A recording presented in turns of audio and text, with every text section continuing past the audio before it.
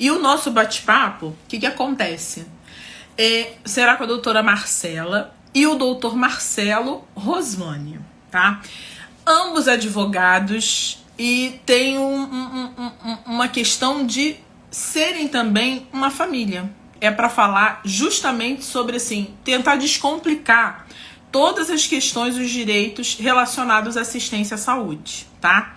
Eles são de Friburgo, de Nova Friburgo, mas estão disponíveis para tirar dúvidas de todo mundo. E eu tenho certeza de que esperado por muitos, porque eu, na minha humildade, eu tentei, através dessas pessoas maravilhosas que vocês vão conhecer agora, tirar dúvidas que são um pouquinho de todos os nichos possíveis. Eu acho que, assim, não tenho certeza, existem muitas dúvidas para nós, enquanto pessoas que fazem assistência aos médicos. Vão existir muitas dúvidas dos pais das crianças, dos adolescentes. Vão existir dúvidas de quem assiste essas crianças também, da parte multidisciplinar e da parte pedagógica também. E eu falar sobre direitos e falar com advogados é a melhor coisa que tem. Porque é péssimo a gente viver no desconhecimento. Então, assim, vai dar pra gente falar tudo, gente? Não vai dar. Mas a gente vai deixar aqui, depois eles vão deixar disponível o Instagram deles. São pessoas top, tiram várias dúvidas para mim, para pacientes também que eu já encaminhei. E eu acho que eu vou deixar agora, que se eu vou ficar falando muito, que eu falo muito. Doutor Marcelo e doutora Marcela, se apresentem para o pessoal que está ansiosíssimo por vocês. Boa noite. Boa noite. Bem, nós advogamos já há algum tempo, né? Eu advogo desde 2009 e desde que eu comecei na advocacia eu sempre fui para essa parte civilista e processual, né? Então é a parte aí que a gente mais gosta de atuar. E desde os primórdios dos meus processos sempre foram em relação à saúde, seja pelo SUS, seja de plano de saúde. E as minhas especializações sempre foram nessa área. Então, assim, a minha grande demanda, desde que eu comecei, sempre foi assim. E as minhas pós-graduações foram em civil, processo civil. E eu fui caminhando nesse sentido até a gente formar o nosso escritório, né? E é assim que a gente vem conduzindo o nosso trabalho. Legal, legal. E, Marcelo, fala também um pouquinho dos seus interesses, Marcelo. Boa noite a todos. Nessa mesma linha. A gente trabalha junto há algum tempo, nós somos casados, né? Nós temos o Zé Guilherme, que é o nosso filho, né? E eu tive, entre o ano de 2010 e 2014, eu tive alguns problemas, porque a minha mãe teve câncer e a gente litigou bastante contra a plano de saúde, porque era sempre aquela negativa, né, das sessões, de autorizar sessões de quimioterapia. Então, a gente tem alguma experiência, né, nesse segmento aí do direito. Isso aí. Isso é muito importante. Assim, acho que não são fáceis nunca, mas quando a gente entende, tá um pouquinho também do outro lado, isso traz, eu acho que traz muito mais, não sei, energia, mais garra, mais tudo, pra gente correr atrás e poder ajudar os outros, né?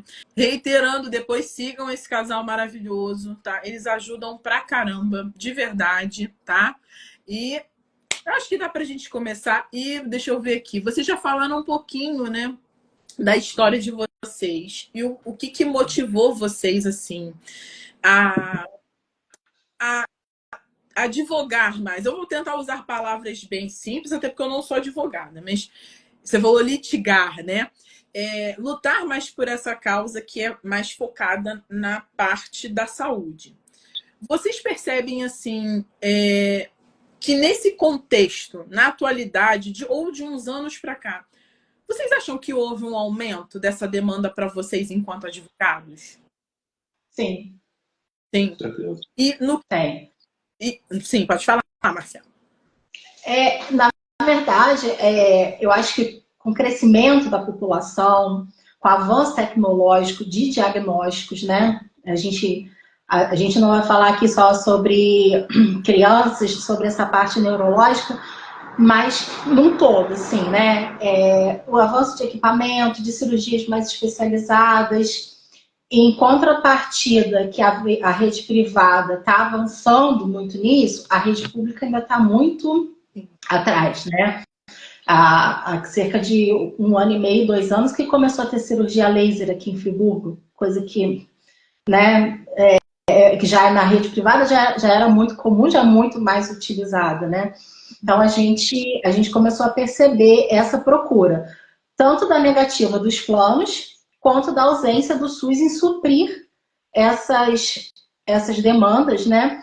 E, assim, mais tocante na questão infantil, a ausência de pediatra, a ausência de neurologistas em postos e até de clínicas especializadas. Hoje aqui a prefeitura fez até um convênio com a PAI, mas que não faz a demanda necessária para suprir, né, toda essa carência das crianças. Sim.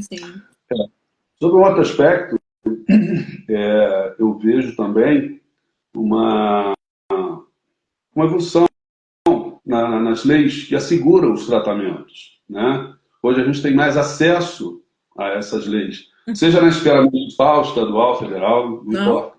Existem leis que asseguram, que garantem esse tratamento dentro da saúde, entendeu? Então, diante da negativa dos planos e até da indisponibilidade do SUS em atender, né, a rede pública tem as suas dificuldades, isso é notório, todo mundo sabe, né? Não só por equipamento, mas como material humano, mesmo, médicos, em postos, em UPAs, em hospitais, né? Existe também esse crescimento de leis que asseguram, né, estão mais acessíveis, as pessoas têm conhecimento dessas leis e acabam buscando o seu direito, daí o aumento, né, nessa demanda desse segmento. Ótimo. E vocês estão falando sobre essas leis. Fato interessante. Vou falar de quem está desse lado, de quem é médico, né? Eu sei que a figura do serviço social não é advogado, mas eu vou falar uma coisa muito assim marcante. A gente, enquanto médico, gente, tem zero contato com isso, com legislação. Isso vindo de uma pessoa que trabalhou anos no SUS, tá? Não existe essa facilidade de transmitir essa informação quando a gente fala sobre legislação. E eu falo como uma experiência pessoal, que eu só passei a ter um pouco desse contato, acredite se quiser, pelo serviço social. Que começou a falar, olha, Nid, tem isso aqui, tem esse benefício, tem essa questão. Vocês acham que seria também interessante órgãos como, por exemplo, o OAB, né, fazerem mais propagar mais essa informação de uma forma mais facilitada, uma vez que a gente está vivendo, gente, assim, a gente está vivendo uma pandemia, eu não vou falar de diagnóstico, mas de diagnósticos ligados ao desenvolvimento, né? Em termos de desenvolvimento de fala, de habilidade social, de linguagem, de tudo. E isso me preocupa porque, ainda assim, eu sinto que é um trabalho de formiguinha, né? Tem médicos que nem falam, gente. Tem médico que não fala para o paciente, olha, eu posso fazer esse papel para você pegar aquele remédio no posto, né? Que tá lá, tem uma legislação para aquilo. Vocês acham que ainda também, ou já existe um planejamento até das instituições ligadas ao direito facilitarem a propagar essa informação? Existe esse planejamento? Eu não sei se existe exatamente, eu não sei qual é o trabalho feito, né, dentro dos conselhos da própria OAB, mas eu acho que devia existir por parte do ente público e também através de associação de moradores, onde, né, a população mais carente sempre tem que recorrer, né, à associação de moradores e outras instituições aí, né, que possam auxiliar nisso aí. Eu acho importante levar ao conhecimento de todos o direito que eles têm. Seria interessante que os médicos, principalmente em atendimento público, postos de saúde, UPA, hospitais, divulgassem isso também. Uhum. Mas nem sempre o fazem, né? Porque às vezes, o interesse até de fazer isso por meio de consulta particular ou de procedimento, né, particular. Mas eu acho que quanto mais se conseguir divulgar isso, levar o conhecimento de todos os direitos que eles têm, assegurados em lei, isso vai, por outro lado, até aumentar mais a demanda, que já é muito grande, como você está dizendo. Né? A questão toda hoje já está muito inflamada. Mas também vai provocar que o Estado, principalmente o poder público, melhore esse atendimento. Crie mais hospitais, mais UPAs, né? Disponibilize mais médicos, equipamentos, recursos de uma forma geral. Né? Isso é muito legal. Antigamente tinha até a justiça itinerante, tinha um ônibus, ainda tem, mas assim, numa parte bem reduzida, onde essa justiça itinerante, os defensores públicos iam e explicavam, faziam esse primeiro atendimento, né? Mas eu entendo que hoje a defensoria também está sobrecarregada. E a defensoria, a pessoa acha assim, eu fui na defensoria, aí por causa da minha renda eu não consegui ser atendido, ou a defensoria só atende aquele que é comprovadamente muito miserável, né? Eu sei até que a defensoria tem um teto desse orçamento, mas nem sempre, por você estar pela defensoria não ter te atendido, você também não tem direito ao acesso à gratuidade de justiça. Existem vários elementos que eles vão analisar contra-cheque, imposto de renda. Às vezes a pessoa ela declara, mas ela é isenta do imposto. Então são várias nuances para facilitar esse acesso à justiça. As pessoas veem ainda a justiça como assim, uma coisa muito temerária, que é difícil. Mas a gente também precisa explicar esses facilitadores, né? Eu sei, a fila da defensoria é imensa, é muita documentação, às vezes você tem que ir lá 4, 5 vezes. E às vezes o advogado particular ele também vai prestar esse serviço, né? Ele também vai conseguir uma gratuidade. Hoje o tribunal está parcelando as custas para quem não conseguiu, que já é um avanço. Antigamente você tinha que desembolsar um valor, né? Deu lá R$1.000 de custas, 2.000, você tinha que pagar aquilo numa toada só. Agora os juízes vêm deferindo um parcelamento, não é imenso, mas já ajuda, viabiliza, né? E tem alguns juízes que deferem esse pagamento até o final. Quando acaba o processo, a parte que perdeu o processo vai arcar com essas custas. Então, via de regra aí, a gente pode falar que 98% dos casos em que a gente litiga contra planos nessa rede privada, há o sucesso na demanda, né? Há o ganho de causa no processo, e quem arca com esse valor é o plano de saúde, é a pessoa jurídica. E se chegou a pagar também, esse valor ele é reembolsado ao final. Quando sai a sentença, a parte que perdeu o processo, ela tem que reembolsar tudo aquilo que foi gasto. Se teve gasto com perito, se teve o pagamento das custas, isso tudo retorna para quem teve esse desembolso. Isso foi bem interessante vocês falarem sobre esse parcelamento. E me veio eu sei que eu vou sair só um pouquinho aqui das perguntas, mas tem uma coisa que a gente fala com uma propriedade, uma sabedoria. Não procura a defensoria, não, procura o Ministério Público. E a gente fala, mas a gente fala de forma automática. Quando é o momento de procurar um ou outro? Ou tanto faz mesmo? Se me veio essa dúvida na cabeça. Tanto faz, não. No Ministério Público você vai fazer uma denúncia. Sim. Né? Você vai fazer conhecimento do Ministério Público uma denúncia, alguma coisa que você queira denunciar, alguma coisa que esteja errada. A Defensoria vai te auxiliar exatamente nessa assistência, né? A Defensoria nada mais que é um advogado público que vai fazer a mesma coisa que um advogado privado. Né? É difícil, às vezes, você até agendar na Defensoria, você ter acesso ao defensor, conversar, explicar o seu caso. É difícil. Sim, é difícil. Mas, dentro disso que a doutora Marcela está dizendo, existem essas possibilidades do juiz isentar de custas, não isentar da taxa judiciária, mas já fica metade das custas. E, por fim, dependendo do seu caso, ainda que não tenha gratuidade, né, porque a gente também não pode tentar se passar por uma realidade que a gente... É uma pessoa que a gente não é, né? Ninguém tem interesse de fazer isso aqui, né?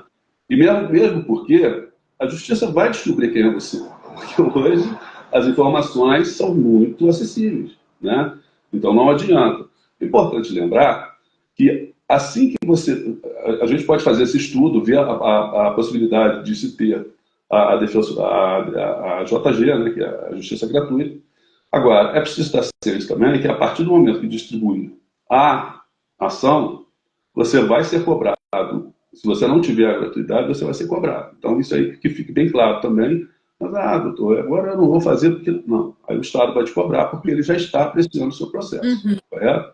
Né? Mas, de qualquer maneira, se você não tiver, dependendo do seu caso, a gente vê aí, na maioria dos casos, a gente vê cirurgias de alto custo, de altíssimo custo, que às vezes você vai pagar 1.000, 2.000, 2.500, 3.000, mas que vai compensar bastante. Não. Porque vai ser... Olha, tem casos que não chega a 5% do valor de uma cirurgia. Nossa. Por exemplo, de um tratamento terapêutico, que a gente vai falar aqui ainda, né? Então, existem essas possibilidades de parcelamento, da própria gratuidade, né, na íntegra, mas também há que se pensar do benefício que você vai ter lá na frente, né, de ter, né, o seu atendimento garantido. Não, tá ótimo. Um comentário, né, do Folie 1128, sobre a questão de tratamento, né, para crianças que estejam dentro do espectro autista, que foi dado um diagnóstico e que um determinado profissional falou, é isso aí mesmo, mas não tem o que fazer. A gente vai entrar em breve, tá, Folie 1128, nesse comemorativo aí. O que fazer quando você não tem plano, né? Os doutores já estão explicando aqui pra gente que tem caminhos, né? Que a gente tem que seguir uma linha aí, um fluxo, um raciocínio lógico, e que a gente tem direito, sim, a buscar, correr atrás dos nossos direitos. Um comentário também do Marcos Gonçalves, que infelizmente, mesmo com liminares concedidas para leitos de CTI, cirurgias de emergência, em hospitais públicos, e os autores não conseguem nem assim. Foi o comentário que ele fez. Isso é uma realidade mesmo, né, gente? Paciente, eu vivi isso porque assim, eu trabalhei anos na emergência. Tanto como uma pessoa que não tinha vaga e tinha que receber, como também uma pessoa que precisava transferir uma criança muito grave e não conseguia realmente que essa criança fosse transferida. Isso também ainda... Vocês já pegaram casos assim, de crianças internadas, graves na emergência, precisando de uma transferência para um leito de CTI? Já. A gente já pegou casos também de precisar de cirurgia, da gente conseguir a tutela e, de fato, na hora de concretizar, é um pouco difícil. Aqui em Friburgo, a gente tem essa peculiaridade do hospital não fazer muitas cirurgias. Várias cirurgias aqui, você tem que ser transferido para Petrópolis, para Minas, e isso dificulta. Então, o que a gente faz, e aí vai depender um pouco também do entendimento do juiz, que não é uma coisa que depende só da gente, né? Tem juízes que pedem orçamentos, penhora a conta do ente público e você faz isso no privado. Uhum. Eu sei que para CTI isso é uma coisa mais difícil, porque CTI não é uma coisa que você tem como estimar. Se a pessoa vai ficar 2 dias no CTI, uma semana, né? Mas tem casos, sim, são raros, da gente conseguir fazer com que tenha essa penhora ou que o município custeie isso na rede privada. Eu sei que na pandemia isso daí foi uma confusão. Realmente tinha um monte de liminar, mas não tinha como cumprir, porque até a rede privada estava sobrecarregada. Não tinha leito nem, né, para a rede privada. Em contraprestação, a questão da cirurgia já é mais fácil da gente conseguir essas penhoras, porque a cirurgia é uma coisa líquida, certa, é aquele valor ali que penhorou e é aquilo ali que você vai fazer. Então a gente tem muitos orçamentos, ainda que essa cirurgia não seja em Friburgo, porque até na rede privada também alguns hospitais têm limitações, né? Tem cirurgias cardíacas, por exemplo, que o hospital de referência é Itaperuna. Então o paciente é encaminhado para lá. Mas já é mais fácil da gente conseguir uma efetivação dessa tutela. Mas, né, em relação aos tratamentos, quando o plano nega ou quando a criança já está na fila do SUS há um tempo, e não faz a terapia com aquela carga necessária, né? Tem mãe que chega aqui com uma carga lá, precisa de 3 sessões de 1 hora com o psicólogo, 2 horas de psicometricidade, 2 horas de fono, e ela faz 40 minutos de uma terapia só. Então o Estado não está assistindo essa família, não está assistindo essa criança. Né? Não entregar isso, eu costumo dizer assim, é a mesma coisa que você está precisando de morfina e está dando de pirona. Gente, né? perfeito. Perfeito. Então, o que a gente faz? A gente orienta a conseguir toda a documentação necessária, né? Os laudos médicos, relatórios médicos, conseguir orçamentos que comprovem a necessidade e a impossibilidade dessa família em custear isso e pedir uma tutela do Estado, né? A gente tem tido um grande sucesso nisso, muita criança está conseguindo fazer pela rede privada e a gente tem um outro contraponto que é quando o plano começa a negar. O plano está sorrateiramente tentando tirar algumas terapias de algumas crianças, né? Terapias que as crianças já vinham fazendo há 1, 2 anos e que da noite para o dia o plano chega e não avisa nem aos responsáveis financeiros, não. Chega para a clínica e fala assim, ó, a partir do mês que vem essa terapia não faz mais, não está no rol da ANS. Isso. Está voltando de novo essa história do rol da ANS que não é aplicável, né? O rol da ANS ele não é taxativo, isso daí já foi julgado, já está sabatinado isso daí.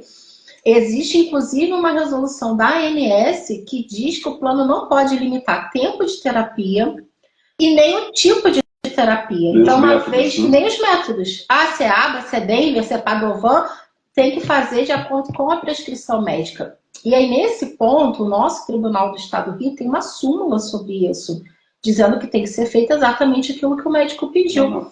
Não só para terapia, como para qualquer outro tratamento.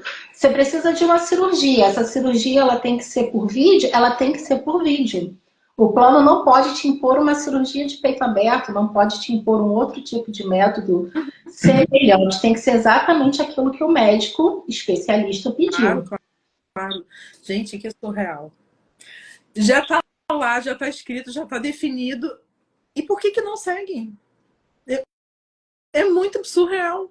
Aí isso aumenta, é por isso que eu comentei com vocês o aumento da demanda burocrática para os profissionais de saúde. Porque a minha sensação é de que eu sou um hamster correndo numa rodinha.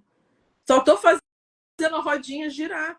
E as coisas não caminham, né? Porque sempre existe um meio, um jeitinho para bloquear e para impedir. Agora ninguém... Hoje eu estava até com a assistente social, com a Cláudia, que eu faço agora atendimento com ela. E tem sido muito legal. A gente comentando sobre... Não adianta bloquear o hoje, fechar, tapar os olhinhos, porque o gasto que é gerado hoje vai trazer muitos benefícios no amanhã. Mas o que a gente está fazendo é o inverso. A gente não. Eles não querem gastar hoje. Vamos esperar o que vai acontecer no amanhã. Porque até aproveitando aqui o ensejo do comentário, uma pergunta da Eliane Amaral, falando sobre... Existe uma aposentadoria pela Defensoria para crianças com deficiência que possa ser substituído pelo BPC Loas? Então, BPC não é aposentadoria, é benefício. Mas vou falar sobre aposentadoria. Eu estou preocupada, gente, porque assim, se a gente não atuar hoje, aí sim, muitas crianças, adolescentes, enquanto adultos, não poderão realmente ser independentes no futuro. Aí entra a aposentadoria. E ninguém não.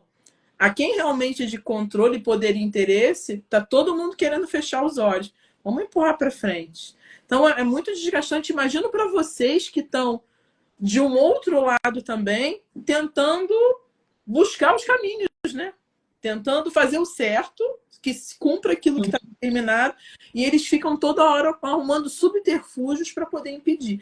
É cansativo, é muito cansativo, gente. Muito cansativo. Eu acho que até essa falta de conhecimento, porque assim, toda hora eles editam uma norma. Então, eu acho que até essa falta de conhecimento, porque os jornais, a grande mídia também, ela só chega a falar igual quando foi essa votação do rol da ANS, só se falava nisso. Sim. Mas morreu. Então, assim, ninguém sabe como que ficou. Ninguém sabe assim, eu posso, eu não posso, o que esse rol diz, o que não diz. Eu posso pedir esse medicamento na defensoria, eu posso pedir esse medicamento judicial, né? Enquanto isso, as pessoas elas vão ficando assim, mas o plano fez uma junta médica e disse que eu não tenho direito. Que essa carga que o médico passou para mim, ela não é adequada. E, na verdade, o plano ele está tentando fazer com que você não faça aquilo ali. A gente costuma dizer que nem 10% das negativas do plano, elas são judicializadas. Ou porque as pessoas se cansam, e eu entendo o outro lado, né, tá cansado, ou por desconhecerem o seu próprio direito. O plano chega e fala assim, não concordo com essa terapia aqui, não, eu não vou autorizar. Não é assim. Existe toda uma normativa por trás disso que te autoriza a fazer aquela terapia, né?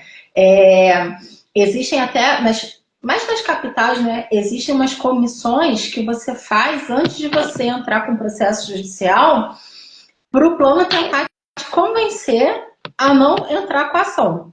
Ou você faz um acordo com ele ali, naquela audiência, ou ele vai juntar vários documentos dizendo que não pode. Só que quando você vai ler o contrato lá do plano, e aí a gente está falando de planos, tá? Da lei dos planos de saúde para cá, tá? Porque existem contratos anteriores que a gente precisa analisar esses contratos para saber se de fato cabe essa demanda ou não. Mas é isso, os planos de saúde hoje, principalmente depois dessa votação de que o rol não é mais taxativo, eles estão tentando, por A mais B, tentar tirar algum direito para ver se reduz essa carga de terapias, principalmente, né? Ou de cirurgias muito específicas, de tratamentos muito específicos, até mesmo de medicamento. Muito plano tem obrigação de te dar o medicamento e ele não te dá. É essencial você falar nisso. Sim. Sobre outro aspecto, Rani, existe também a questão de, se você não trata agora, isso e fica um alerta para o ente público, né? Se você não trata agora, você não consegue capacitar as pessoas. E aí, no futuro próximo, você vai ter um monte de gente improdutiva que vai se aposentar e que o Estado vai ter que pagar essa aposentadoria. Exato. Né? Não sei. Mas, quer dizer, é claro que é difícil, né? O plano de saúde ele pode pagar, ele não quer pagar, porque o plano de saúde é um negócio. Sim. Claro, né? É um negócio, é uma empresa. E o próprio ente público, ele não quer pagar porque ele tem outros gastos, né? Mas vai continuar tendo gasto e talvez gastos mais graves no futuro próximo, né? Exatamente por não dar essa assistência, né? E não prestar essa assistência a quem realmente necessita. Só um comentário que eu vi aqui, alguém comentou que quando chega no SUS para pedir laudos e tal, o SUS não dá. Você pode judicializar mesmo com laudo da rede privada. Porque você também ficar na fila 2 anos esperando para conseguir uma consulta, isso também não é justo. Nada justo. Então, a gente consegue dar uma apertada no orçamento e conseguir um laudo, relatório médico, né? Explicando a necessidade da criança, seja de medicamento, seja de terapia, esse relatório ele é aceito pela justiça, sim. O que a criança tiver de documento público, de outros exames, ele é válido. Quanto mais documento, quanto mais prova robusta a gente tiver para ingressar com a demanda, perfeito. Principalmente se essa criança já estiver na fila do SUS. Tem alguns juízes que pedem para olhar lá qual é a colocação da criança na fila do SUS. E aí eu, por curiosidade, fui conversar com uma amiga que trabalha na PAI. Falei assim, quanto tempo essa criança que ela vai levar para ser atendida? Ela falou assim, talvez nunca. Sim. Porque quando a criança ela consegue uma vaga, ela fica tanto tempo na fila que não dá tempo de atender a outra criança. E a prioridade deles é atender a criança cada vez menor. Porque a criança, depois que ela faz a poda neural, ela vai demandar um exercício tão grande que eles, entre aspas, dizem, né, que não compensaria, não teria como fazer esse tratamento, até porque eles não vão fazer um tratamento com a carga toda necessária, com as horas todas necessárias de terapia, né? Então, quanto antes os pais também ingressarem com essas demandas, quanto mais novos os filhos conseguirem essa tutela... Essa investigação é importante, né? Desde o iniciozinho, para que se possa ajudar, né? E se tenha êxito, né? Possibilidade de êxito nesse tratamento dessa criança quanto mais novinha, antes da poda neural, que se traduz aí mais ou menos de 5, 6 anos de idade. Exato. Né? E é interessante vocês falarem do SUS, assim, eu enquanto pessoa que trabalho nas duas frentes, assim, o que me assusta? Já teve muitas famílias, gente, que eu percebi que se cotizaram, tá? Juntou cada um pouquinho, eu não conhecia, tal, apareceu lá a primeira vez. E uma parte relevante, doutor, eu até fui no médico do SUS. Não vou mencionar se é Friburgo ou se é Rio, mas já passei das duas situações. Mas eu não consegui nada com isso aqui. Porque... Aí eu falei, mas por quê? Você já não passou por atendimento? Não foi?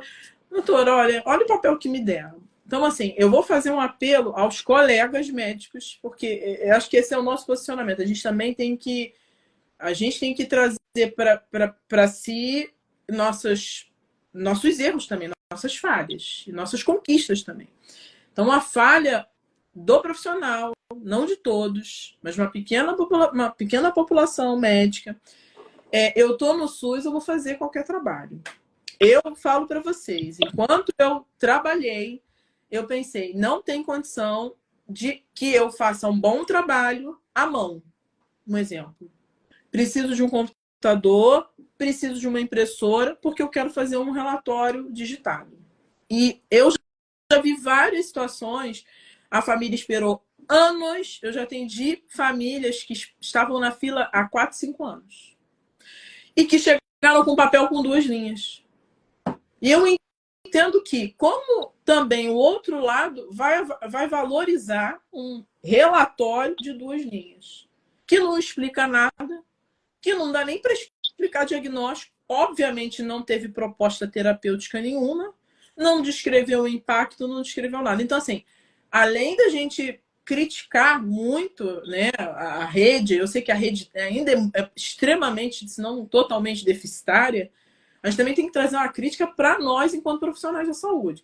Quer trabalhar no SUS, amigo? Trabalhe bem, trabalhe direitinho para ajudar, porque se não fizer dessa forma também não vai ajudar. A gente vai estar aqui discutindo, falando sobre legislação, direito, mas para vocês verem, os doutores estão explicando que assim, precisa da gente, precisa que a gente respalde isso. Ah, tem um remédio de 300 mil, como eu tenho, tá, gente? Uma criança, a mãe é uma pessoa simples, uma pessoa que corre atrás. Eu diagnostiquei rápido o menino com uma doença neuromuscular. Ele, entre aspas, deu a sorte de ter uma alteração genética que tenha tratamento para essa doença que é progressiva. Estamos há 1 ano sem conseguir o remédio.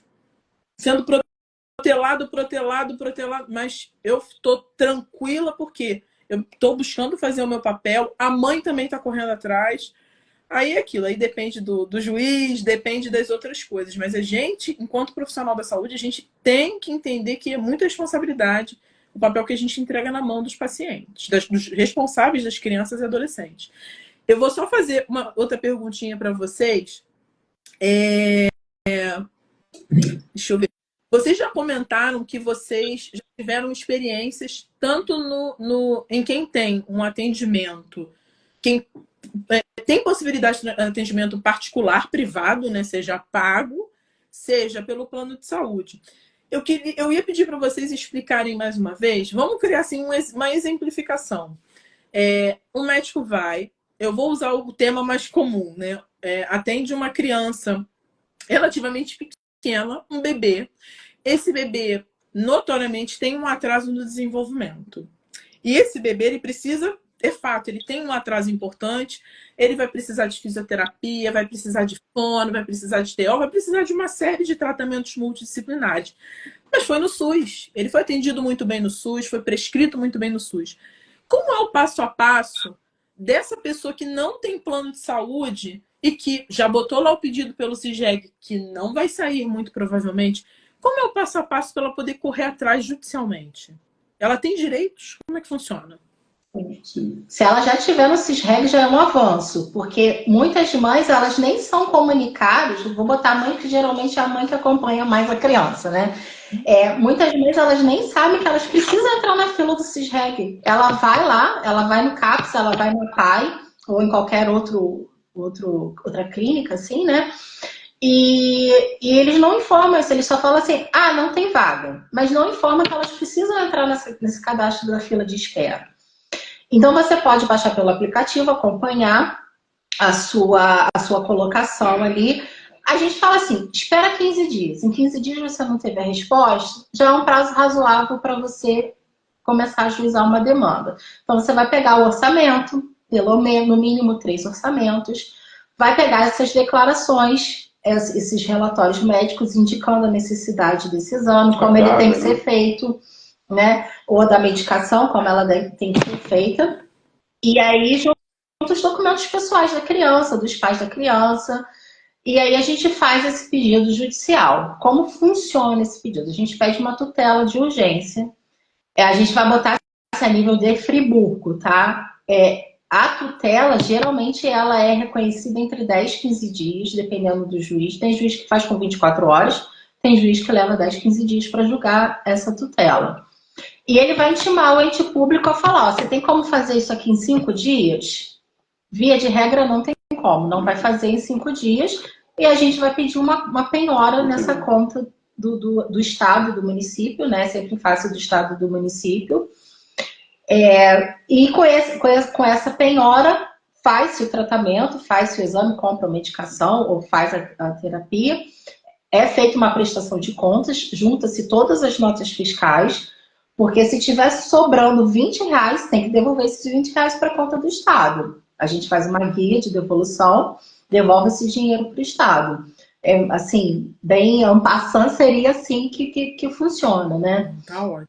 E se for pela rede privada, é a mesma coisa. Você tem que comprovar que você fez o pedido, que o plano não te autorizou. É uma coisa que os planos têm feito hoje em dia, eles nem autorizam e nem negam. Eles ficam nesse limbo. Né? Você está lá com o pedido, você tem o protocolo e você está esperando há 2 meses lá a autorização de uma cirurgia, de uma terapia, de uma aplicação de um medicamento. Então, principalmente os planos maiores, de redes maiores, eles têm feito isso. Eles nem autorizam, nem negam, porque tem juiz que entende que você precisa da negativa. Por outro lado, a ANS diz que você tem um prazo de 30 dias para resolver o problema do seu cliente. Concorda comigo? Contrário, se eu ficar 3 meses sem pagar o plano, eles não vão me cancelar? Por que eles vão levar 5, 6 meses para me conceder um direito daquilo que eu estou pagando? Eu estou falando dentro de um contrato, tá? Sem carência, gente. Assim, onde não tenha carências a serem cumpridas, né? Então, assim, passou também de 15, 20 dias, que é o prazo que eles pedem para analisar a documentação. Não conseguiu, já consegue também ajuizar uma demanda. Trocando, explicando aí como é que funciona esse trâmite aí do bloqueio, da penhora,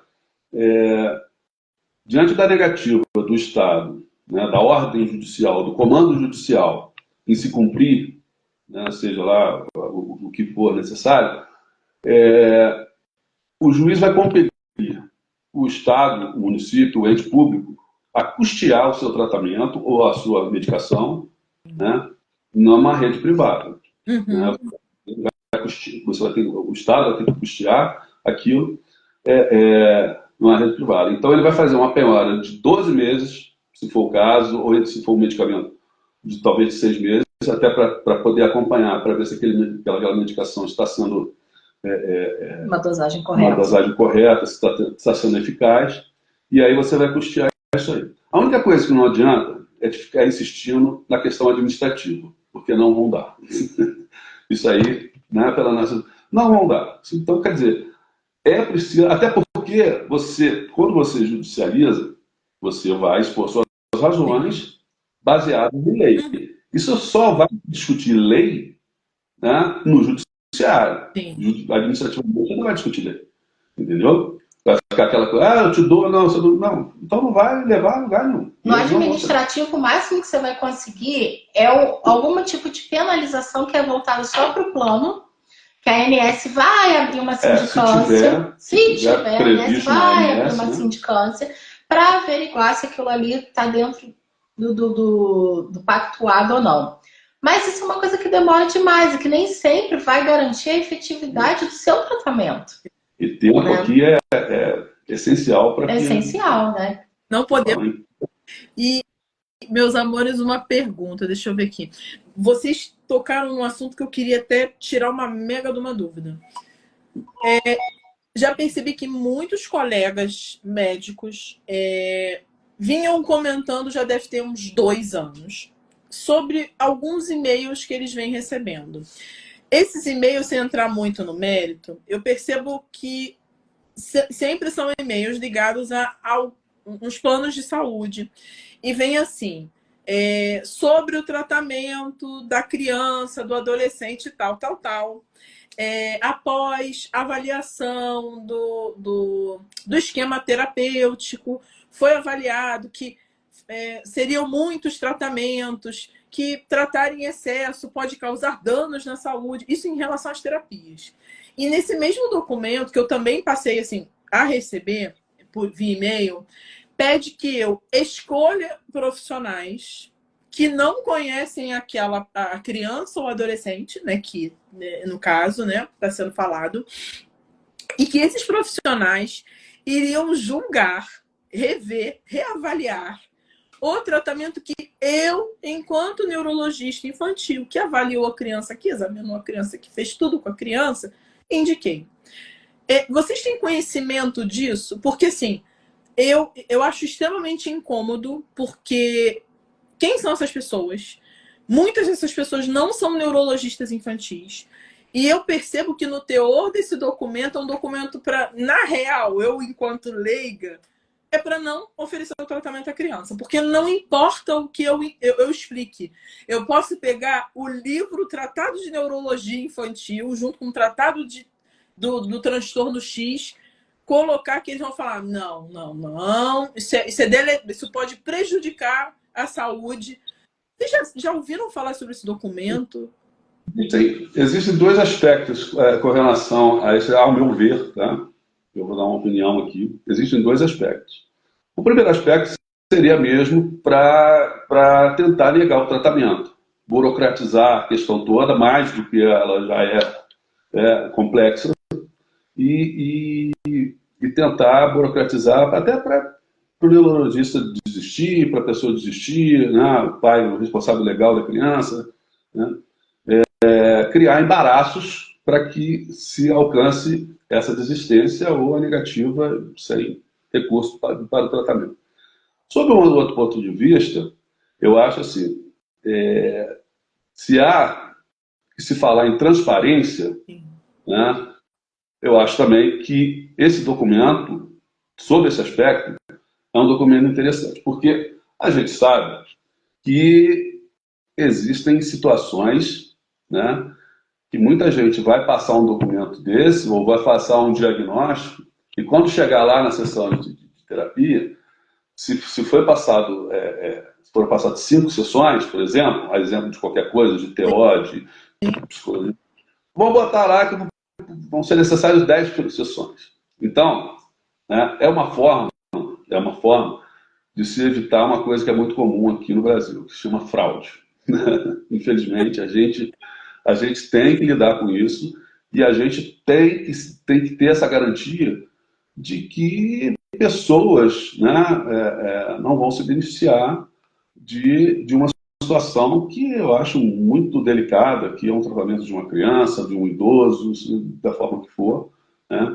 Então, existem 2 pontos de vista aí nessa questão desse documento, né?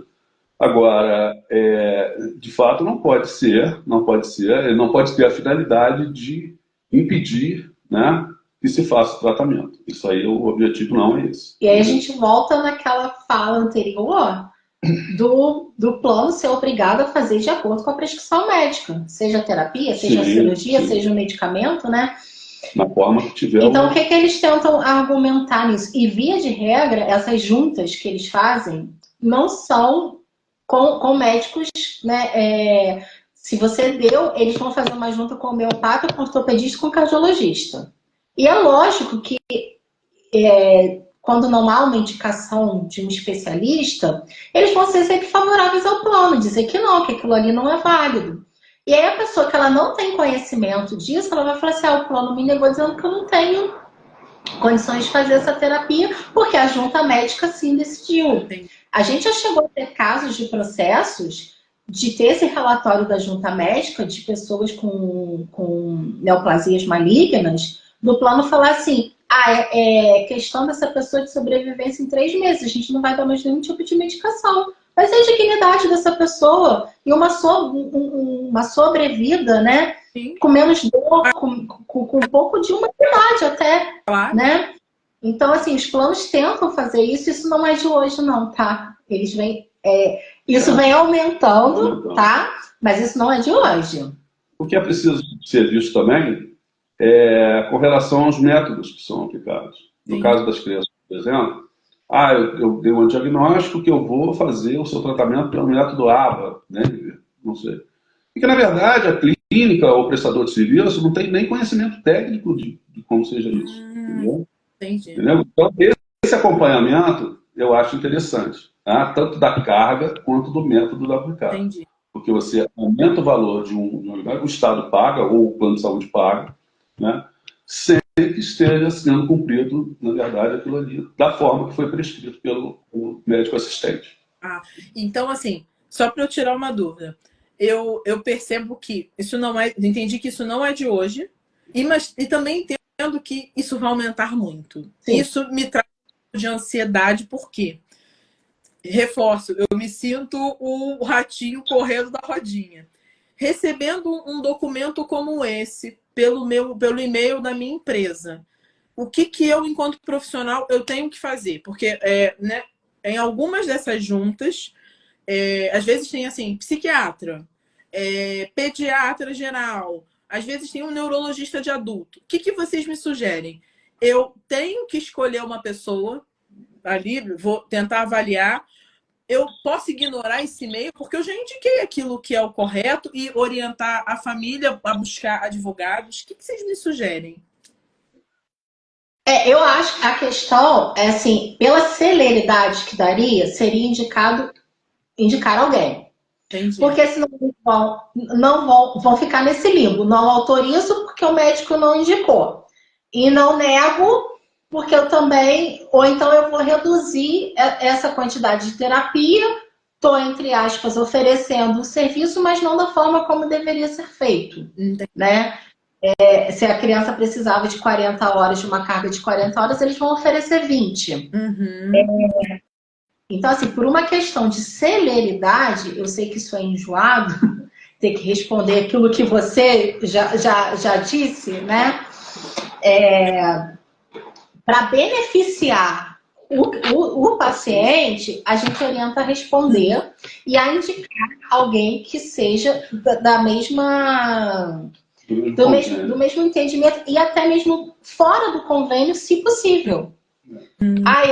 Querem que eu indique alguém? Eu vou indicar fulano que não é da sua rede credenciada para me dar esse parecer aqui. Porque muito provavelmente ele vai ser o voto vencido.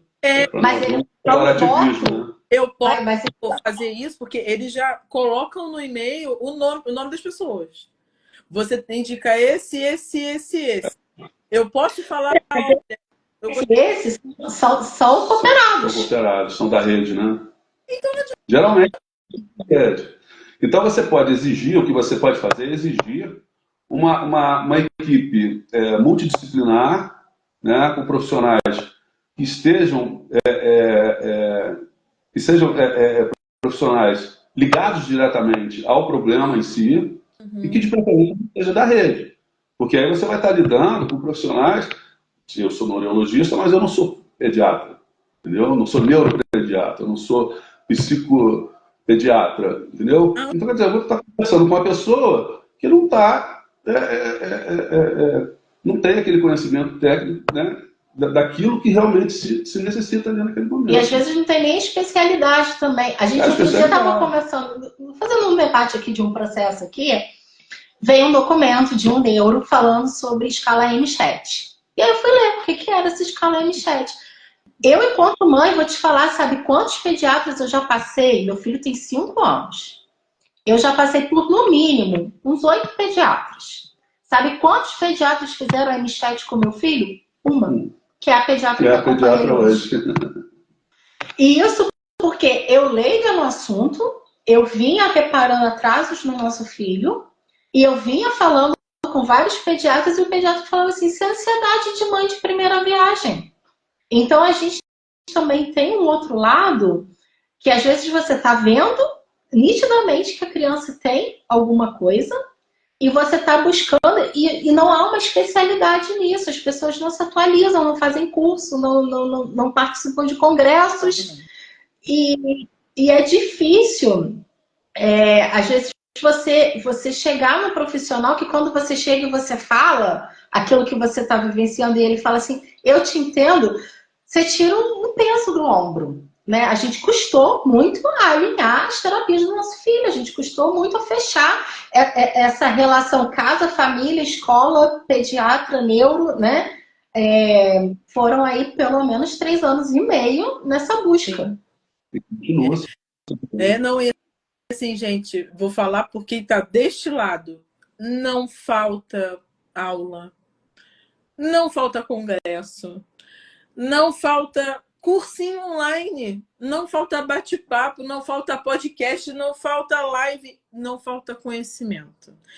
O difícil é que existem pessoas que acham que assim, aquele diploma de médico e aquele outro diploma de residência, agora eu tenho poder. E não quer mais saber de nada, não quer se atualizar. Gente, medicina de uma forma geral, toda vez eu falo com os pais quando são feitos diagnósticos, ou principalmente quando a gente fala de tratamento. Gente, hoje, data tal, eu tô falando isso desse jeito. Muito provavelmente daqui a 5 anos o que eu tô falando, o que eu falei no dia 1º de outubro, vai ser completamente diferente. É por isso que a gente tem que se atualizar. A gente está numa era hoje que as pessoas têm tanta tecnologia e não estão usando essa tecnologia. Poxa, ai, tadinho de mim, eu moro em Pindamonhangaba. Desculpa se alguém conhece alguém de Pindamonhangaba, mas que é um lugar distante. Mas o cara tem um celular e tem uma internet. A gente tem tudo hoje. Então, assim, é muito triste ouvir isso. E eu vejo e vivo isso. Eu ainda recebi, não é pouco, crianças de 8 anos de idade sem diagnóstico. E vou falar para vocês que semana retrasada atendi uma moça de 17 anos que rodou estados pela particularidade do trabalho do pai.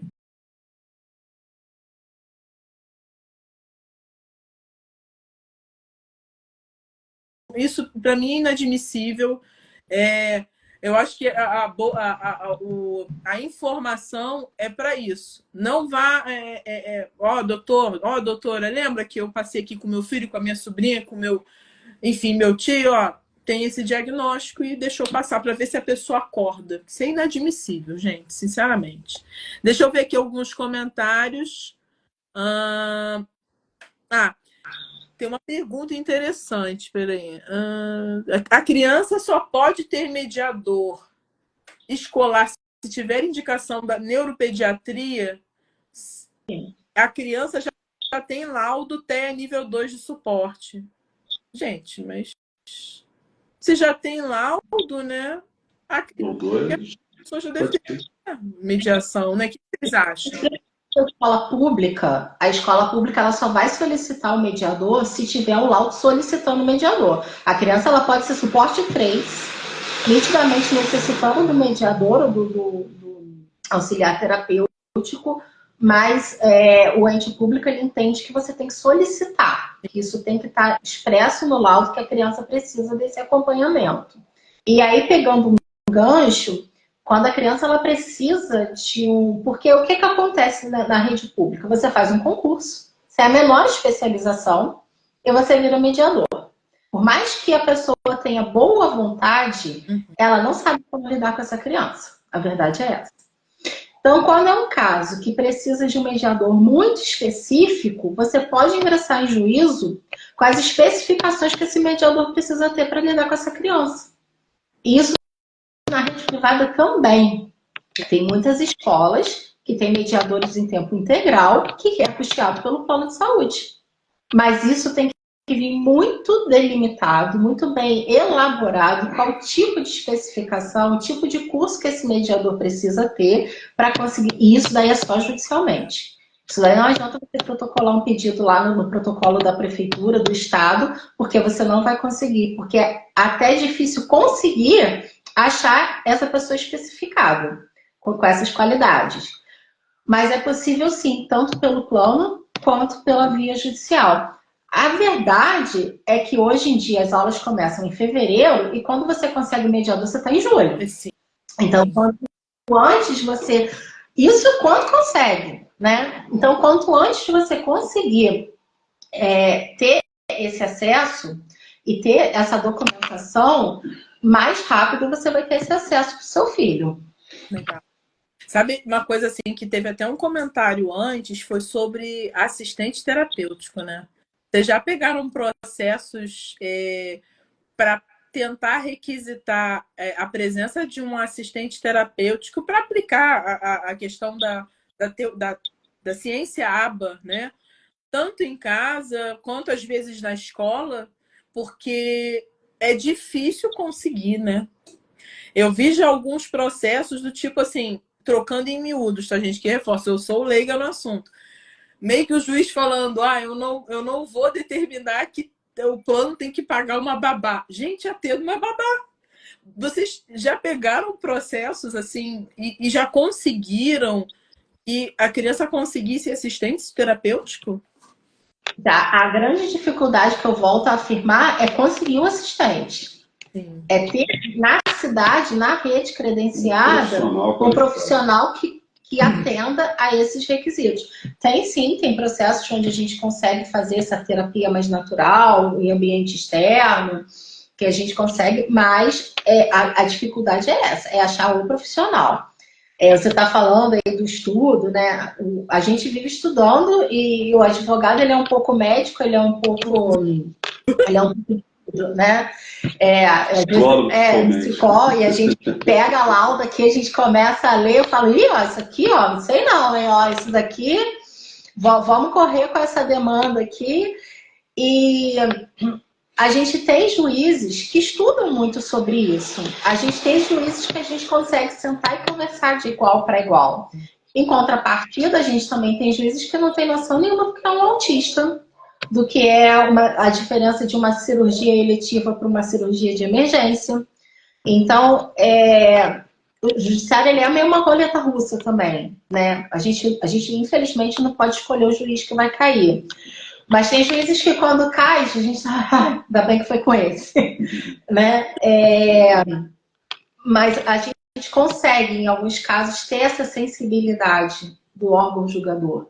A gente teve um caso aqui de uma criança que a gente não tinha conseguido a tutela, o juiz disse que a criança tinha que ficar lá na fila do SUS, esperando, aguardando, para que não se furasse uma fila, que existe toda uma ordem, e que ele não via prejuízo para a criança esperar, uma criança com TEA. Não tinha prejuízo nenhum a criança ficar nessa fila mais 2, 3 anos. E aí a gente viu, esse juiz não tem conhecimento do que é autismo, porque cada dia ausente de uma terapia é mais um atraso que essa criança vai ter. E essa criança está no limbo da poda neural. Quando eu olhei a idade da criança, falei, tá no limbo. E se a gente não conseguir, vai ter um prejuízo muito grande. E a gente fez um recurso, a gente conseguiu. E aí, quando saiu a resposta, e o recurso foi julgado assim, em 4 dias, tá? Foi um dos recursos mais rápidos que a gente teve. Em 4 dias já tinha a resposta, o juiz já tinha sido intimado pelo tribunal. No dia seguinte, o município já tinha sido intimado, e na semana que vem, a gente vai pedir a penhora desse tratamento, porque o município não conseguiu comprovar que essa criança vai conseguir ser tratada pelo atendimento público. E aí eu me vi no desespero daquela mãe, porque a criança esse tempo todo foi um diagnóstico tardio, A criança esse tempo todo sem esse tratamento. E aí quando eu liguei para ela, ela começou a chorar. Ela chorava de um lado, eu chorava do outro. Mas assim, por um desconhecimento total de um juiz que ele não tem noção do que é autismo. E vamos combinar que tem que saber, né? Vocês precisam pesquisar para poder argumentar, justificar. Ele também tem que saber, eles também têm que saber. Mas é muito complicado, gente. É por isso que, assim, somos... Até porque ele tem que julgar o processo, né? E ele, para tomar uma decisão, ele tem que ser uma decisão baseada em um certo conhecimento. E a gente, quando vai fazer uma petição, a gente faz um breve resumo do que é o diagnóstico daquela criança. Do que é TEA, do que é TTL, do que é TOD, do que é TOC. A gente faz um esboço do que é o ABA, do que é o Denver. A gente busca fontes confiáveis, né? Dentro do... Assim, a gente faz pesquisas. Por exemplo, a gente consulta muito o Albert Einstein. Tem matérias muito producentes aqui, né? Então, a gente junta essas fontes assim, de hospitais mais renomados, de clínicas renomadas, explicando o que é, para ver se a pessoa para ler e entende um pouquinho o que é o problema do outro, né? Então, a gente faz uma peça imensa, mas, assim, tentando explicar o máximo possível e buscando os precedentes, né? A gente junta as súmulas, a gente junta o julgado. O STF tem tido bons julgados, principalmente para coibir os entes a fornecer medicamentos. Os medicamentos, tanto pela Anvisa, quanto que ainda não estão indicados pela Anvisa, ainda não tem autorização. São procedimentos diferentes, são justiças diferentes, mas o STF tem tido um bom entendimento nisso. E a ANS, ela tem sido uma aliada, apesar de toda a burocracia, ela tem sido uma aliada também com essas resoluções normativas que eles fazem, né? De não limitar os planos, de ter que cobrir de acordo com aquilo. E o nosso tribunal, ele tem essa tendência de ser tudo pró-Código de Defesa do Consumidor, que está abarcado pelo plano de saúde, né? Quando você tem essa relação com o plano de saúde, você tem uma troca. Eu estou pagando para ter a prestação de um serviço e você tem que me prestar nos moldes desse contrato que a gente celebrou. Então, o que o plano tenta fazer, na verdade? É burlar algumas norminhas do contrato, criar empecilhos, porque, como eu falei, nem 10% do que é negado é judicializado. E aí, hoje mesmo, um cliente me procurou e falou assim, eu acho que eu vou pagar a cirurgia e pedir o reembolso depois. Eu falei, não, você não vai fazer isso não, sabe por quê? Você vai ter 2 trabalhos, de pagar, de pedir o reembolso, de negar, e você vai acabar judicializando a sua demanda. Faz uma tutela de urgência, garante a efetivação judicial da sua cirurgia, porque o plano está nessa, nem autoriza nem nega. E já tem 5 meses nisso. Jesus. E aí...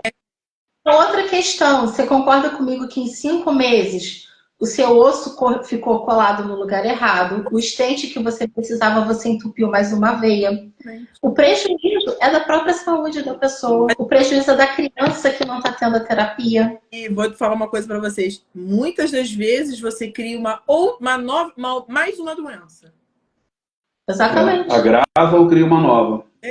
Muito bizarro. Eu não entendo isso, gente. Eu não entendo. Assim, a gente sabe os porquês, mas eu não entendo esse raciocínio nada lógico. A conta vai chegar. A conta vai chegar. Infelizmente, é porque a conta é um resultado temeroso, né? Em cima disso tudo é um resultado temeroso. Mas a conta vai chegar. É muito difícil isso. Muito. O pior de tudo é quando não dá tempo da conta chegar. Exato. Aí que é pior. Exato. Aí é pior. A gente costuma falar que assim, a gente fala assim, o prejuízo é da criança. O prejuízo maior é da criança. Sim. Mas o prejuízo é da família também. É daquela criança que podia estar conversando com você e não vai estar. É daquela criança que podia estar tendo desenvolvimento normal dentro da escola e não está tendo. Existem crianças que não precisam de mediadores. Que estão na escola, às vezes precisa até sim de um auxiliar e aí um bom trabalho da escola com um bom pedagogo, porque se a criança ela tiver altas habilidades, com o tempo ela perde o interesse na escola. Então você precisa saber contornar isso, né? E saber como que você vai trabalhar isso para a criança acompanhar aquela turma. Então, quanto antes você trabalha, é benefício para todo mundo. É uma pessoa que vai estar inserida na sociedade. Futuramente para a sociedade, inclusive. Para a sociedade, que vai ter lá as suas limitações, claro, vai estar lá o TEA, vai estar lá o TOD, mas que ele vai entender que ele tem mecanismos de se trabalhar isso e de se colocar no mercado de trabalho, de conseguir trabalhar em grupo, de ter uma vida social como qualquer um típico, né? Maravilhoso, maravilhoso.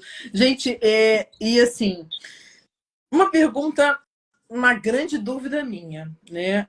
Eu até anotei aqui para eu não esquecer. Existe uma grande dificuldade, assim, do uso de certos termos para certos documentos que a gente precisa fazer. Isso é uma dúvida minha, mas eu vou trazer essa dúvida, que não é só minha, na verdade, é de muitos colegas neurologistas infantis. Nunca existiu, como a gente falou, uma situação como a gente está vivendo hoje, em termos de saúde pública. Tratamento, conseguir chegar ao médico especialista e, por consequente, ter o acesso até vocês. E uma das coisas que esse ano, após, eu acho que muita batalha conjunta, foi que o Conselho Federal de Medicina criasse alguma forma de documento para respaldar um pouco a relação médico-paciente. Por quê? Ponto número 1. Rede social não, mas vamos assim, internet. Hoje a gente anda com o computador na nossa mão o tempo todo. Então, a gente está acessível 24 horas por dia. Existe essa possibilidade. E um dos pontos que eu vejo é que a demanda de documentações aumentou muito. E eu sou uma pessoa que, assim, mesmo uma suspeita, não tem um diagnóstico, porque também eu não sou obrigada a dar um diagnóstico logo. Às vezes não compete aquela situação. Mas eu percebo que aqueles que é possível dar um diagnóstico, eu faço, porque eu fui ensinada desta forma durante minha formação, de que eu tenho que fazer um relatório médico. E não foram poucas as vezes, né, que simplesmente a escola, já teve situações que determinadas escolas eu não vou nem pegar esse papel porque eu preciso de um laudo. Sem um laudo eu não consigo resolver nada. Quem está aqui, gente, eu vou explicar. No meu relatório e no relatório de muitos colegas meus, a gente coloca tudo o que a gente realmente julga que é essencial, que é diagnóstico, o porquê que eu dei o diagnóstico, como eu dei o diagnóstico, o tratamento, o que precisa na escola, algumas sugestões de adaptação, tudo isso eu coloco. Vocês sabem me explicar, não sei se vocês tiveram acesso a esse documento do Conselho Federal de Medicina, que tenta justamente responder algumas dessas coisas. Qual é a diferença de um relatório médico para um laudo médico e até mesmo para um parecer médico? E é correto? Pode acontecer essa negativa da escola, porque eu escrevi um relatório médico e, na verdade, eu coloquei tudo o que é necessário para aquela instituição dar o próximo passo? Eu acho que existe uma diferença, sim, entre esses documentos. E eu tenho certeza que o relatório médico é o documento mais completo. Por quê? O laudo, ele vai trazer informação sobre um exame, talvez, né? A necessidade de determinado medicamento. O relatório, não. O relatório já traz todo o histórico do paciente. Então, é um documento mais completo. E o parecer, ele pode ou não, porque o parecer ele vai trazer uma opinião, ainda que técnica, né? Mas dentro daquela particularidade que o médico pensa sobre aquele caso especificamente. Entendeu? Então, eu acho que o relatório médico e esse documento do Conselho Federal de Medicina vem fazendo exigências, né, com relação à identificação do médico, com relação à identificação do paciente. Eu acho que isso não vejo como uma burocratização, né, do documento, mas isso, inclusive, toda essa informação vai alinhar melhor essa relação judiciário, médico, paciente. E escola. E escola, e outras coisas que assim se fizer necessário. Então, eu acho que não é para burocratizar. Vai ficar mais enjoado de fazer?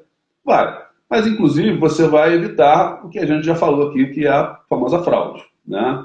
Você passar um documento sem identificação de profissionais, de paciente, né? Então, todas essas informações, elas são necessárias para esses fins aí. Perfeito. Eu acho que quando chega a pedir um documento, porque um relatório, ele é um relatório, né? Vem ali tudo descrito ali do que a criança precisa. Geralmente, quando os pais permitem, qual é o CID da criança. Então, quando eles chegam a pedir um outro documento, aí sim entra a questão da burocratização. Eles, na verdade, não estão querendo ler aquele documento enorme de 4, 5 folhas. Eles estão querendo uma coisa mais sucinta, porque nesse relatório do CFM, por exemplo, vem falando lá o que é laudo médico. O laudo médico é aquela primeira folhinha que vem antes do seu raio-x, antes da sua tomografia. É aquele documento que é a impressão que o médico que fez o seu exame teve em relação àquilo que ele está vendo ali. Tanto que naquele laudo ele pode solicitar um exame complementar, ele pode dizer que aquele exame não foi suficiente para detectar alguma situação ali. Tem o laudo pericial, que é o que o perito vai apurar dentro de uma perícia. Sim. Aí a perícia, via de regra, é uma perícia judicial. Então, eu acho que o conselho está tentando dar nomes a cada documento. A verdade é essa, né?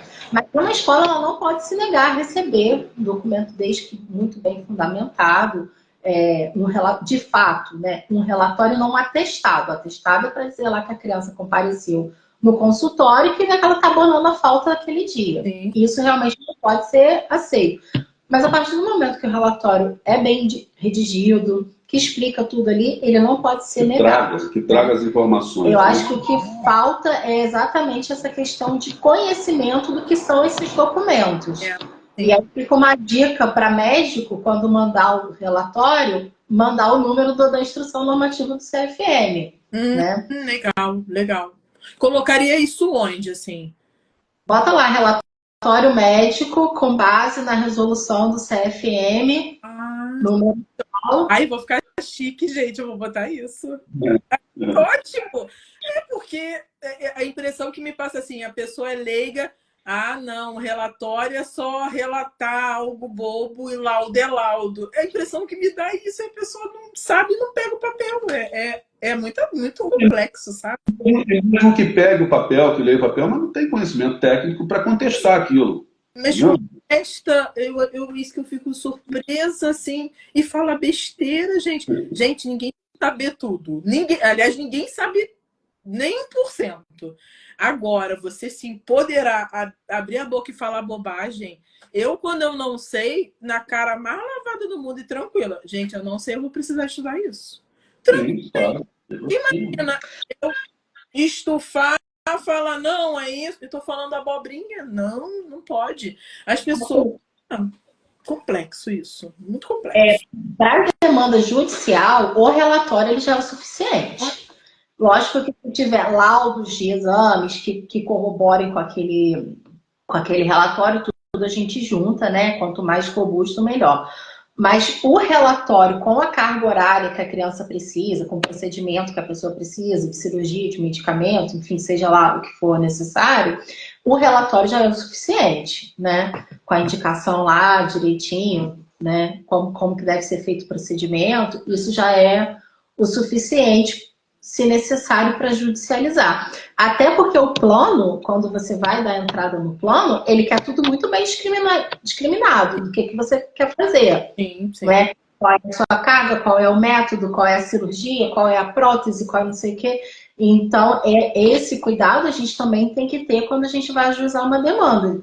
Até para facilitar para a gente explicar para o juiz, que a gente também é médico, mas também para a gente explicar para o juiz, e de preferência digitalizado, né? Porque às vezes vem uma letra que a gente não entende. Então... Eu digito tudo. Né? A gente, às vezes, chega um relatório, eu ligo para o médico e falo assim, olha só, tem um paciente seu aqui, eu preciso dar entrada no procedimento, mas eu preciso entender o que você está pedindo, porque às vezes realmente a gente não consegue entender. Quando vem o pedido lá digitado lá pelo médico direitinho, ótimo, a gente, né, faz o PDF daquilo ali e manda.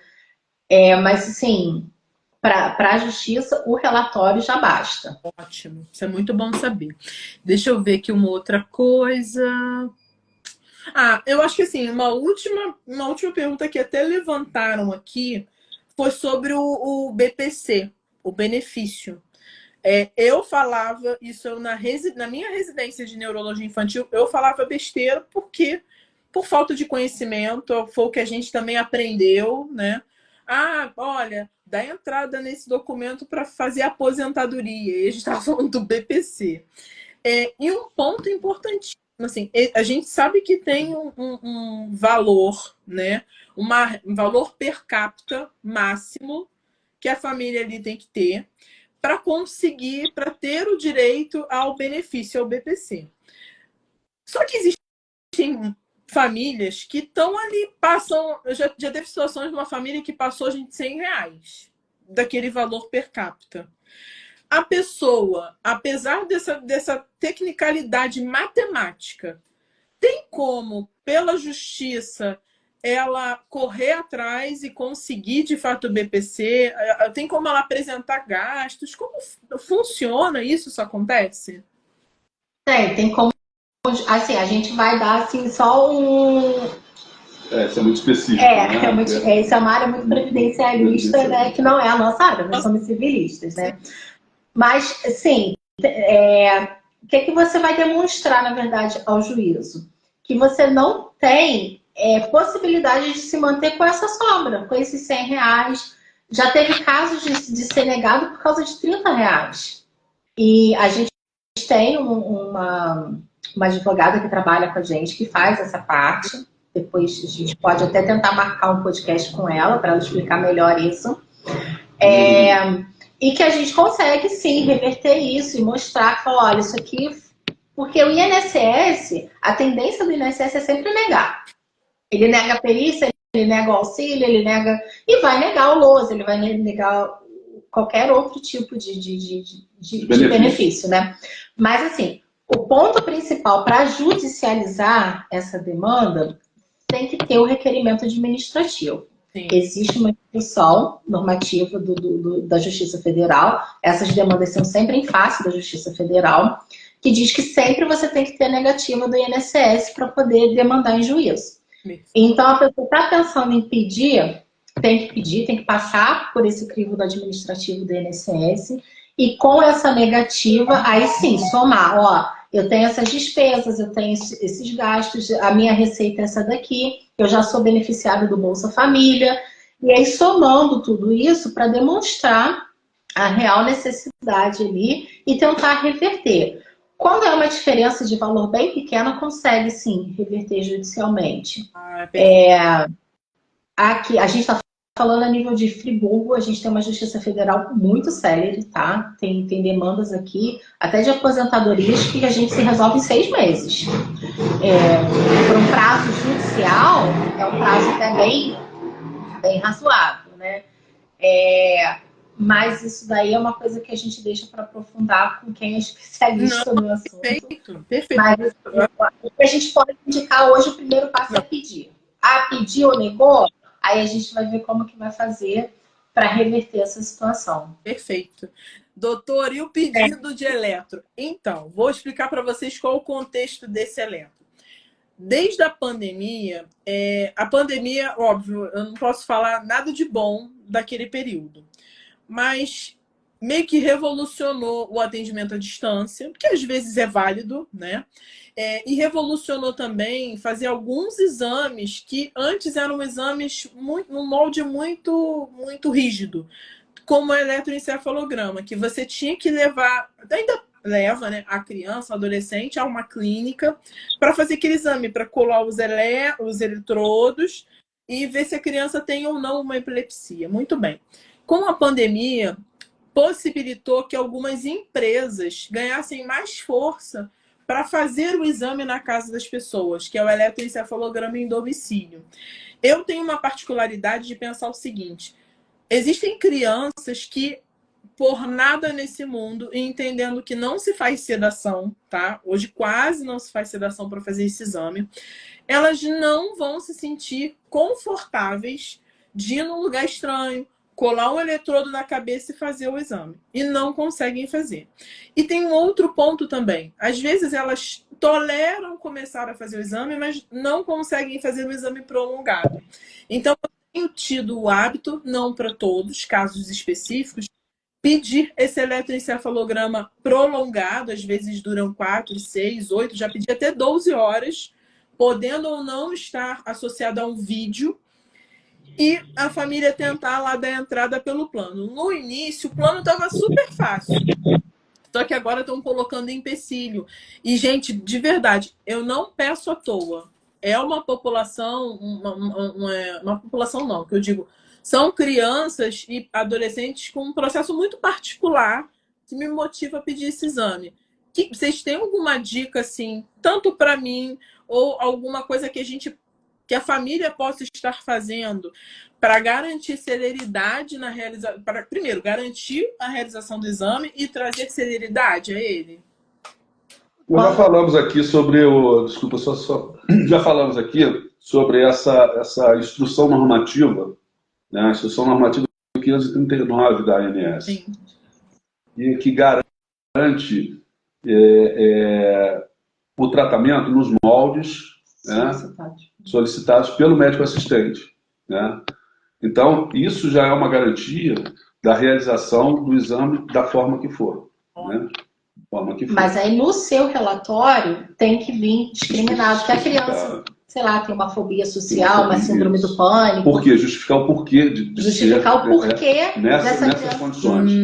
Isso. Então, que essa criança não conseguir sair de casa da Senão necessidade de ser feita em domicílio. Senão vai ser infrutífero a tentativa de um exame fora da residência, né, pelo tempo que se precisa, né, para fazer a análise toda dessa condição da criança. Então, é bom especificar isso para poder ter, né, tanto no exame, o que se busca, né, quanto na autorização, né, seja pelo ente público, seja pelo plano, né, para que se consiga fazer esse exame da forma que é feito. Não, sim, sim.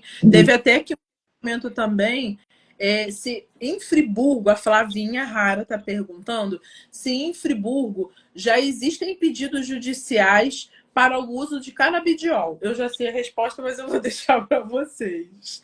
Vocês já estão vendo causas relacionadas à prescrição de canabidiol.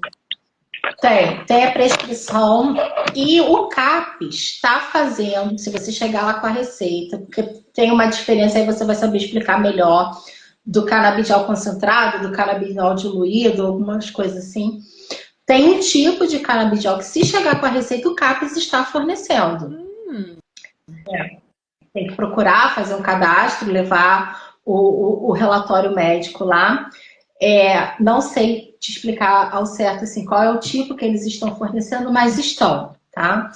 Em outras demandas, ou dependendo da quantidade, se não for uma quantidade usual, aí sim, tem que judicializar, mas tem conseguido sim, tá? O Estado tem custeado esse canabidiol. Até porque algumas coisas do canabidiol já estão estipulados pela Anvisa. Então tá ficando mais fácil pedir. Eu tenho percebido. Eu percebo que já tem mais marcas, né, mais laboratórios já disponíveis na farmácia, né? Isso tem facilitado bastante.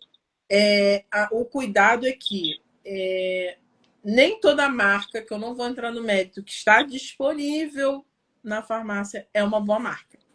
Eu não represento marca X, Y, Z, mas a gente, enquanto profissional que prescreve, a gente sempre vai saber que tem, poxa, esse remédio nessa marca aqui é melhor do que aquele outro, né? Mas foi interessante. Esse CAPES significa o quê, gente? CAPES. Capacitação, não sei. Mas é um órgão que atende pessoas com transtornos mentais. O CAPES. Eles não atendem criança, ou então atende criança com transtornos que não sejam de TEA, mas ele atende mais adulto, faz mais uma... E eles têm até um trabalho interessante, quando você consegue a vaga, Eles têm um trabalho interessante, principalmente em ambiente natural. Eu conheço uma mãe que tem um filho lá, que faz os tratamentos lá, que é bem proveitoso. E eles fazem essa questão também do canabidiol. Conheço uma amiga que o irmão dela precisa e ele tem conseguido lá. Mas tem essas delimitações aí de grama, de quantidade por dia, se ele é puro, se ele é misturado, se ele é concentrado. Mas quando a gente chega a pedir é porque lá no CAPS não conseguiu ou não é esse comercializado em farmácia. É alguma outra dosagem que precisa, que ainda não está... Aí uma pessoa respondeu, é Centro de Atenção Psicossocial. Tinha uma pergunta sobre exame, quanto tempo que o plano tem para liberar uma urgência de plano? Urgência é urgência. De preferência que seja atendido em 48 horas. Mas, via de regra, os planos pedem 10 dias para liberar exames, tá? Beleza, beleza.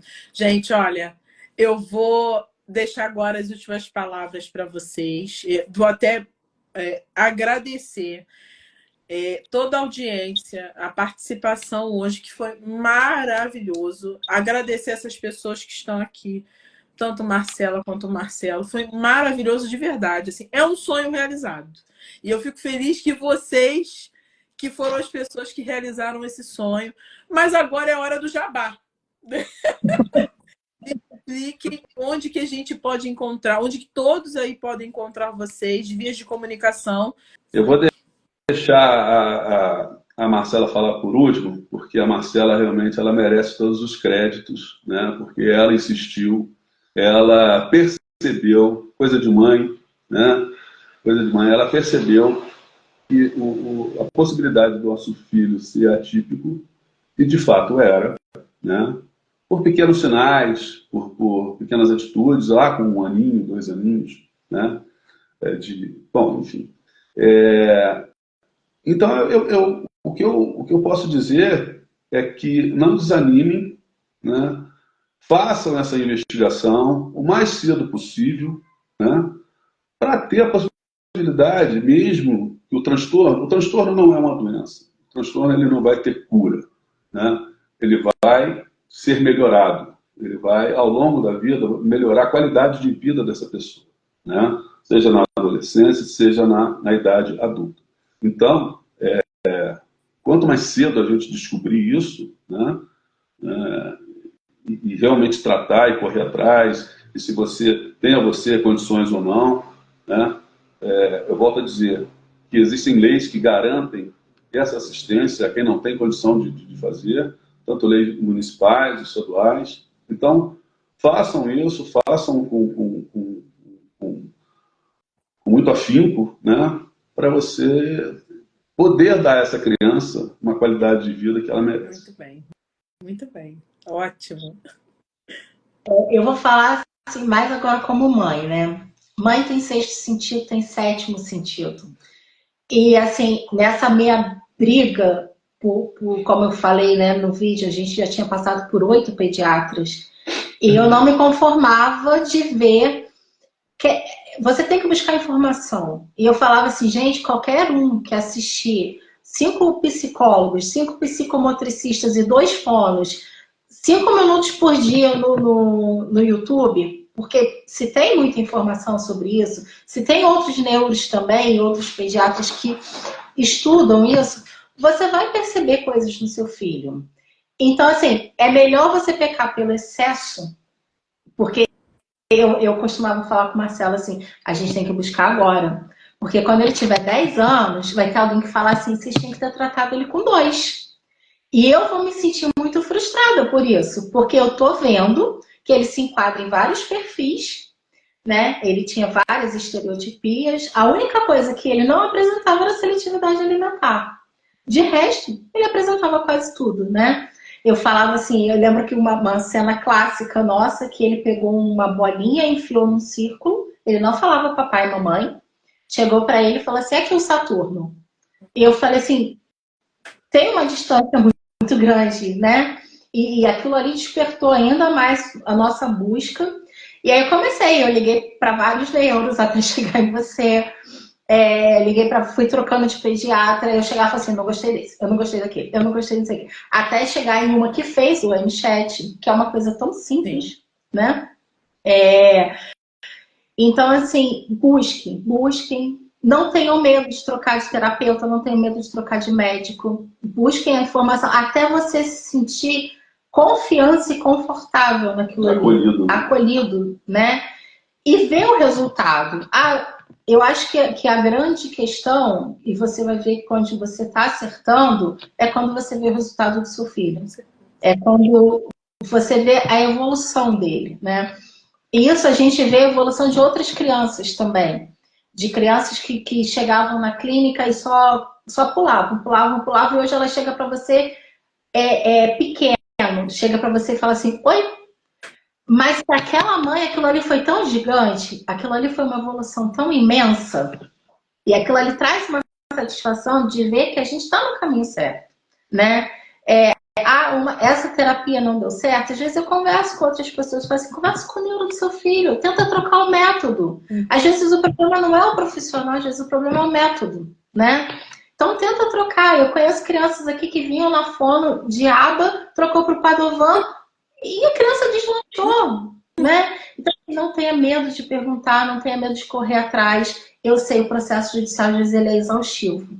Às vezes eu dou uns gritos aqui no escritório, eu faço, não é possível que esse juiz não tenha entendido isso, não é possível que o Ministério Público está me pedindo esse documento, porque às vezes são coisas que já estão no processo, mas assim, vale a pena. É a sua vida, não estou falando só da vida da criança, né? Principalmente da criança, mas é a sua vida, é o seu bem-estar, é o seu direito, é o direito da saúde. A gente vê tanto desvio de verba, tanta coisa que deixa a gente angustiado. E por que não correr atrás do nosso direito, né? Por que não exigir o mínimo existencial? Tem um juiz aqui que bate muito nessa tecla, assim, o Estado tem que oferecer o mínimo existencial. E o mínimo existencial, às vezes, é a terapia do seu filho, é a sua cirurgia que você precisa, né?